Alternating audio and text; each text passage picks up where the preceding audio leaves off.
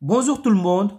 Dans cet exercice, nous allons appliquer la réciproque du théorème de Pythagore pour vérifier si le triangle MNP est rectangle ou pas.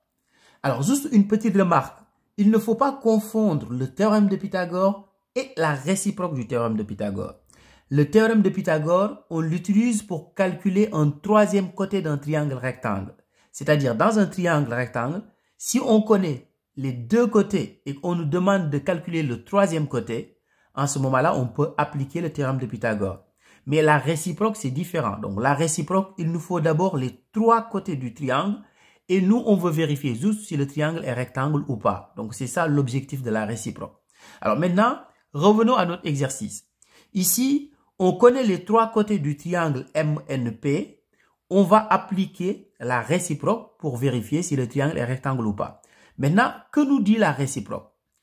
Dans un triangle, c'est-à-dire si le côté le plus grand au carré, pour notre exemple ici, le côté le plus grand, c'est Pn.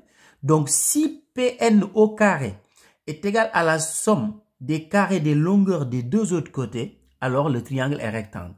Maintenant, vérifions tout ça par les calculs. D'abord, on va calculer Pn au carré. Donc, ici, on va faire d'une part.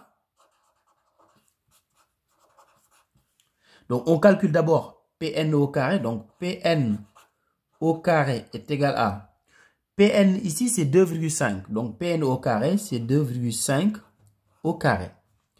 2,5 au carré, c'est 2,5 fois 2,5 et non 2,5 fois 2.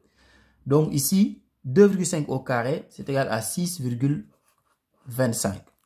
Maintenant, calculons la somme des carrés des longueurs des deux autres côtés. C'est-à-dire Pm au carré plus Mn au carré. Donc, d'autre part,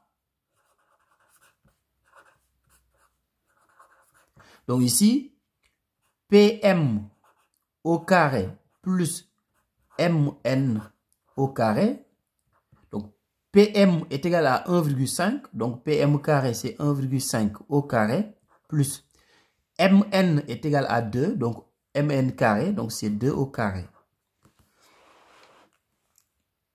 Alors, 1,5 au carré, c'est 1,5 fois 1,5, ce qui est égal à 2,25 plus 2 au carré, 4.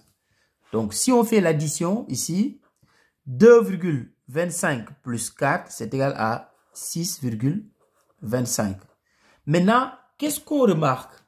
Ici, le résultat qu'on vient de trouver est aussi égal à ce qu'on a trouvé précédemment. Donc, les deux résultats sont égaux.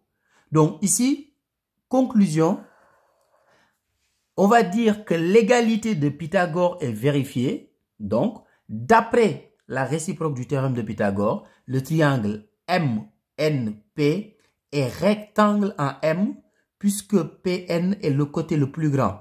Comme maintenant, on sait que c'est un triangle rectangle, on peut l'appeler l'hypoténuse. Vous avez vu, au début de l'exercice, je n'ai pas utilisé ce mot parce qu'on ne savait pas si le triangle était rectangle ou pas. Donc, c'est pour ça que je l'appelais Pn tout court et je n'utilisais pas le mot hypoténuse. Donc ici, ce que je vais écrire, il faut toujours l'écrire sur une copie parce que ça compte dans la note.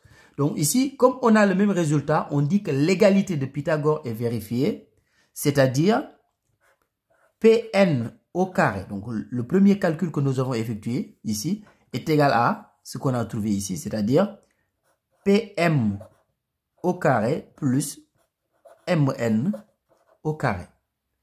Donc ça, il faut l'écrire toujours, une fois que vous avez fini de faire les calculs, s'il y a égalité, vous dites que l'égalité de Pythagore est vérifiée. Donc ici, d'après la réciproque, donc, d'après la réciproque du théorème de Pythagore,